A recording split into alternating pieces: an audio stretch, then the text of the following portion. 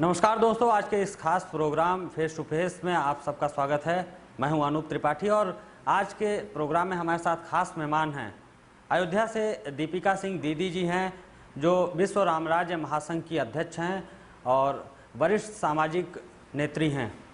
स्वागत है दीपिका सिंह जी आपका जेके न्यूज़ के कार्यक्रम में। जय श्री राम।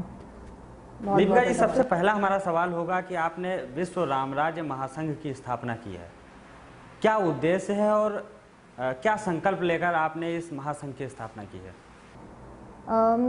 देखिए, विश्व राम राज्य महासंघ का जो उद्देश्य है, पहले तो अब राम मंदिर निर्माण हो रहा है। राम मंदिर निर्माण में मतभेदों का इतना ज़्यादा विचारों का जो है लड़ाई थी। हमें 500 वर्षों के लगभग लग गया राम मंदिर बनाने में, कितने वर्ष लग गए हमें। अब हमें राम राज्य की जो एक हमारी परिकल्पना सभी की रही है, तो राम राज्य लाने में भी हमें कितना समय लग जाएगा ये आप सोच सकते हैं। तो इसकी शुरुआत तो हमें कभी ना कभी करनी ही है, तो क्यों ना हम आज से इसकी शुरुआत करें। तो यही कल हमारी ये सोच से हमने विश्व राम राज्य महासंघ की जो है स्थापना की। और इस हमारे मंच पे सभी जाति सभी धर्म के लोगों का स्वागत है और काफ़ी लोग हमें जो है इसलिए हमें पसंद भी कर रहे हैं। हमारा जो है हर कार्य उनको अच्छा लग रहा है क्योंकि हम सभी के हित का कार्य कर रहे हैं। सभी आपका जो महासंघ है विश्व रामराज्य महासंघ, यानी कि इसकी परिकल्पना है कि हम सिर्फ अयोध्या नहीं पूरे भारत और पूरे विश्व में राम राज्य की स्थापना करें जी।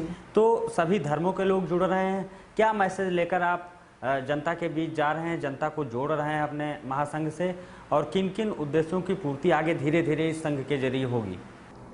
देखिए, विश्व राम राज्य महासंघ, आप ये देखिए, प्रभु श्री राम ने कभी किसी जाति की बात नहीं की, कभी किसी पंथ की बात नहीं की। उन्होंने बात की है तो सिर्फ प्रेम की, उन्होंने बात की है मर्यादा की, उन्होंने बात की है कर्तव्य की। आज हमारे समाज से इन सब का कहीं ना कहीं लुप्त होते जा रहे हैं। ये हमें पता ही नहीं है कि हमारे कर्तव्य क्या हैं, हमें पता ही नहीं है कि हमें जीना कैसे है, हमें कुछ नहीं पता कि हमें खाना कैसे है, हमें अपने बड़ों के साथ कैसा जो है हमें हमारा कर्तव्य क्या है, हमारे छोटों के साथ हमारा क्या कर्तव्य है, हमें कोई चीज़ का जो है ज्ञान नहीं है। तो हमारी सोच यही है, विश्व राम राज्य महासंघ के द्वारा हम ये सरकार से भी मांगे रख रहे हैं कि सभी बोर्ड रामायण और गीता का पाठ कराएं, उनको जो है इसको सिलेबस में भी लेकर के आएँ ताकि उनको पता चले कि उनका कर्तव्य क्या है। मानव जीवन में जिस प्रकार की संघर्ष आते हैं उनसे हमें कैसे लड़ाई लड़नी है, सभी चीज़ का उपाय हमें रामायण बताता है। और यही हम चाह रहे हैं कि हमारा जो आने वाला भविष्य है उसके पास सब चीज़ का हल हो। दीदी जी, एक और बड़ा सवाल पैदा होता है कि आपके महासंघ में अलग अलग धर्मों और जातियों से तमाम महिलाएं जुड़ रही हैं। सिर्फ उत्तर प्रदेश और अयोध्या नहीं, तमाम प्रदेशों में हमने देखा, महाराष्ट्र हो, बिहार हो, मध्य प्रदेश हो। महिलाओं के लिए विश्व महिला दिवस हुआ अभी, तो महिलाओं के लिए महासंघ की क्या प्लानिंग है? महिलाओं को कैसे मजबूत, सशक्त और उन्हें सम्मानजनक तरीके से समाज में बराबरी का अधिकार मिले, इसके लिए? देखिए सर, हम ये बहुत आपने महत्वपूर्ण क्वेश्चन मुझसे किया है। आज हम देख रहे हैं कि जो एक अजीब सा एटमॉस्फेयर बन गया है, और ख़ासकर औरतों के लिए, महिलाओं के लिए, जो महिला ससुराल से भी पीड़ित है, जो महिला अपने मायके से भी पीड़ित है, उसके पास कोई रास्ता नहीं है। उसके पास उसका एक छोटा बच्चा है, कहीं ना कहीं वो अपने बच्चे की सारी आवश्यकताओं को पूरा करने के लिए कुछ ना कुछ वो कहीं ना कहीं जो है गलत उसके साथ हो रहा है। और कहीं ना कहीं बच्चा अपनी आवश्यकताओं को पूरा करने के लिए, जो आप देख रहे हैं सिग्नल पे बच्चे भीख मांग रहे हैं या किसी तरह की आपराधिक प्रवृत्तियों में लिप्त पाए जा रहे हैं, तो कहीं ना कहीं हम ये इसको ख़त्म करना चाहते हैं। हम ऐसी आज सोच जो है चाहते हैं कि हमें सरकार की तरफ से मदद मिले और हमारे साथ कुछ अच्छे लोग भी जुड़ें जो ऐसी महिलाओं को, ऐसे बच्चों को अच्छा भविष्य दे पाएँ, ताकि वो बच्चे अपनी आवश्यकताओं को पूरा करने के लिए कोई भी गलत काम ना करें। और हमारा ये विश्व राम राज्य महासंघ इसी परिकल्पना पे कार्य कर रहा है कि सबको सबका अधिकार मिले, सबको पता हो कि हमें जीना कैसे है। बिल्कुल। अब दीदी जी, जब से 2017 में मुख्यमंत्री योगी आदित्यनाथ की सरकार आई और उसके बाद 2019 के बाद 20 में पूरा मंदिर पर फैसला आ गया, अब 2021 शुरू हो गया है, तो मंदिर निर्माण भी शुरू हो चुका है। अब परिकल्पना की जा रही है कि अयोध्या से लेकर उत्तर प्रदेश और पूरे भारतवर्ष में राम राज्य की स्थापना हो। जी। महासंघ और आपकी नज़र में क्या मूलभूत ज़रूरतें हैं, किस तरह के सुधार किए जाने की ज़रूरत है जब भारतवर्ष में एक बार पुनः इस कलयुग में राम राज्य की स्थापना की कल्पना की जा सकती है? हाँ सर, देखिए ये भी बहुत अच्छा क्वेश्चन है आपका। आज आप देखिए पूरा गांव शहर होता जा रहा है, सारी कच्ची सड़कें पक्की होती जा रही हैं, विकास कार्य हमारी सरकार के द्वारा बहुत तेज़ी से हो रहा है। लेकिन कमी किस चीज़ की हो रही है? हमारे पास कमी हो गई है हमारे जो मूल तत्व थे, जो हमारी सनातन संस्कृति हमें सिखाती थी, बताती थी, उसकी कमी हो गई है। हर जगह हमें विकास तो दिख रहा है, लेकिन हमारी जो एक मानवीय जो हमारी संरचना है, हमें कैसे क्या करना है, हमें इसका ज्ञान देने वाला कोई नहीं है। आज हमारा युवा क्या कर रहा है? एक लंबा समय अपना जो है वो मोबाइल पे बिता देता है। अगर वो जॉब करने वाला है तो 10 से 5 जॉब करने के बाद उसके पास इतना समय है, उसके बाद भी उसके पास उसके जीवन का कोई उद्देश्य नहीं है उसके पास। तो हम ये चाहेंगे कि वो अपने जीवन का एक मकसद ढूंढे और अपने मानवीय जीवन को एक अच्छे कार्य में लगाएं, ताकि उसका जीवन भी अच्छा हो।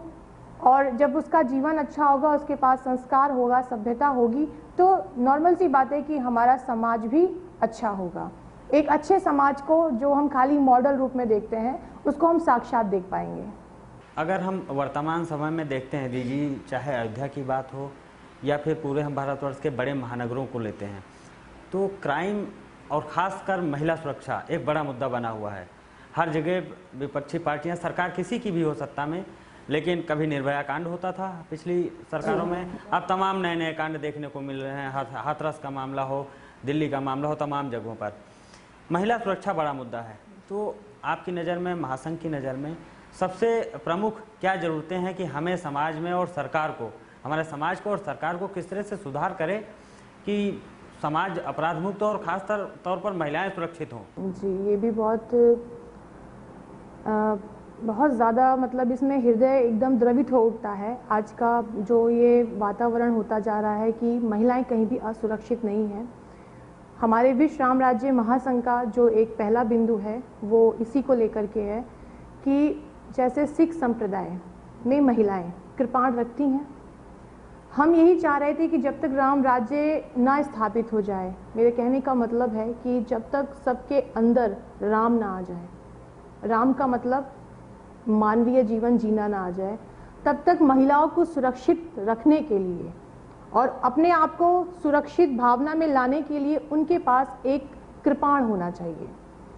जब वो उसके पास कृपाण होगा तो वो अपने आप को भी सुरक्षित रख पाएगी, अपने परिवार को भी सुरक्षित रख पाएगी।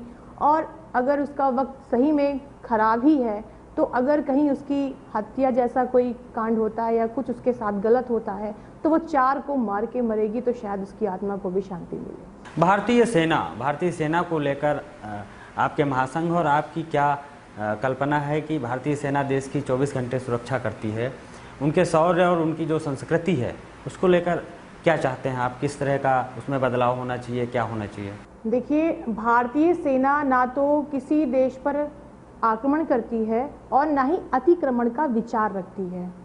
तो ऐसी सेना हमारी राम जी की सेना के नाम से ही विख्यात हो, ताकि हमारे प्रभु श्री राम जी जो संदेश देना चाहते हैं पूरे विश्व को, वो शुरुआत तो कहीं ना कहीं से करनी होगी ना सर। जी जी। तो शुरुआत ऐसे ही होगी जब हम अपने देखने के नज़रिए को बदलेंगे, जब अपने सोचने के नज़रिए को बदलेंगे, तो वो दिन दूर नहीं है जिस हम स्वर्गलोक की बात करते हैं वो हमें इसी पृथ्वी लोक पे ही दिखाई देगा। तो शुरुआत हमें ऐसे ही करनी होगी।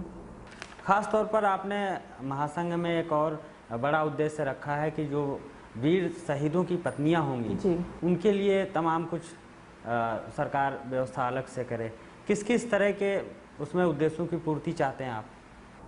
देखिए सर, जैसे सैनिक जो वीर गति को प्राप्त हो जाते हैं, उनकी जो पत्नियां हैं, उनकी वधुएं हैं, हम चाहते हैं उनका नाम वीर वधु के नाम से प्रख्यात हो, ताकि उनके सम्मान में कहीं ना कहीं वृद्धि हो।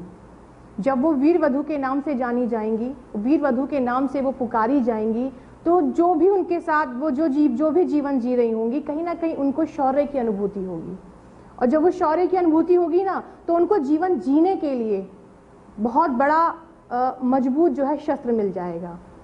तो ये भी हमारी जो है परिकल्पना जो हमारे संघ की है कि उनको वीर वधु के नाम से जाना जाए। जिन महिलाओं के समाज में पति नहीं है, जो विधवा हैं, उनके लिए आपने कहा है कि सरकारी जो पेपर्स हैं उनमें से विधवा शब्द हटाकर राम की दासी करे। तो राम की दासी से आशय क्या है, और हम चाहते हैं कि आप पूरे देश भर के हमारे जो दर्शक हैं उनको बताएं, और ताकि सरकार तक ये बात पहुंचे।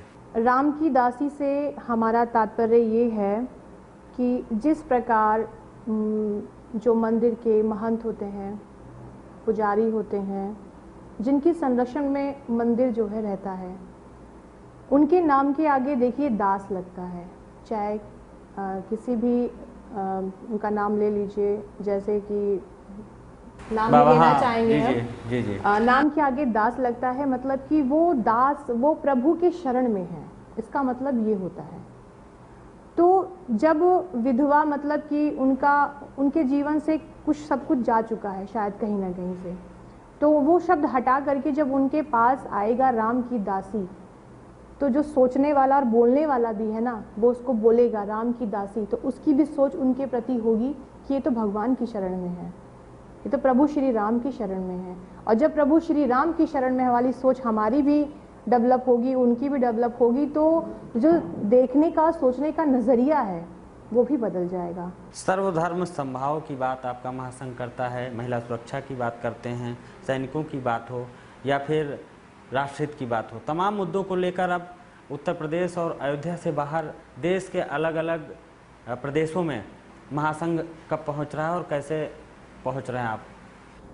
देखिए, मैंने अभी संघ का स्थापना दिवस हमारा 14 फरवरी को स्थापित हमने किया है संघ, और जैसे जैसे हमारा लोग नाम सुन रहे हैं, हमारे जो है कार्य देख रहे हैं, वो हमसे जुड़ रहे हैं। अभी हमारा कार्य एमपी में शुरुआत होने जा रही है, झारखंड में, देहरादून में, और यूपी के लगभग ज़िले जो है हमसे लोग जुड़ गए हैं, और सभी लोग अच्छा कार्य कर रहे हैं।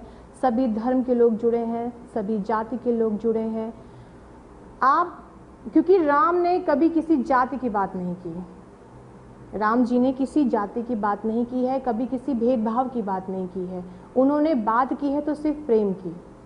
तो हम उसी मूलभूतों को लेकर के चल रहे हैं कि बस प्रेम की गंगा रहे, खुद जियो और औरों को जीने दो, यही लाइन से हमारा संघ कार्य कर रहा है। बहुत बहुत शुक्रिया दीदी जी समय देने के लिए और हमारे प्रोग्राम में आने के लिए।